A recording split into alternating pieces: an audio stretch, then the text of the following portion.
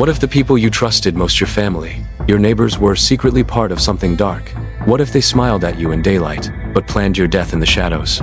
Bodies were found arranged with unsettling precision. No signs of forced entry, no security footage of intruders, just silence and death.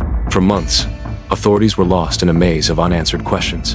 The Zizians cult that preached enlightenment, chaos, and rebellion claimed to be peaceful seekers of truth. But behind their doctrine lay something far more sinister. When the truth finally emerged, it was more chilling than anyone could have imagined. The first killings. December 2022, Pennsylvania. Richard and Rita Zajko were found dead in their home, execution-style gunshots to the head. No robbery, no forced entry, no struggle. But one thing was missing. Their daughter, Michelle Zajko. She had disappeared weeks before the murders, and when she resurfaced, she was no longer the same. She had joined the Zizians, a radical group led by a mysterious figure known as Zizians. This was no coincidence, a ritual of violence. November 2022, California. Curtis Lynn, a landlord notorious for evictions, was stabbed 17 times in his own home. He survived barely, but he could only recall one thing about his attacker: the eerie calm in their voice. Whoever had done this wasn't driven by rage. They were carrying out a mission.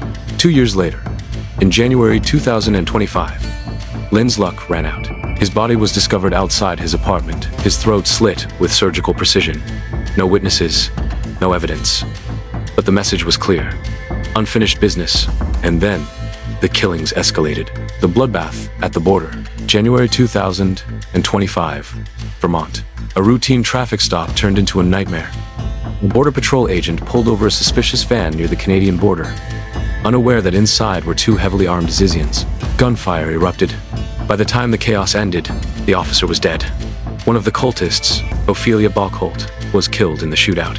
The other vanished into the freezing night, leaving behind cryptic notebooks filled with disturbing messages about ascending beyond humanity.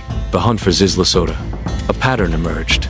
The Zizians weren't killing at random. Their victims had meaning: those who stood in their way, those who refused to see the truth, those who had something they needed.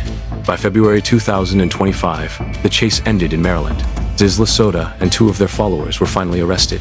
Their charges? Trespassing and illegal firearm possession. But investigators knew better. This was just the tip of the iceberg. Evidence suggested they were on their way to kill again. The Zizians are now behind bars. But a darker question lingers.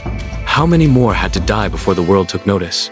And how many still walk among us, waiting for their moment to strike again?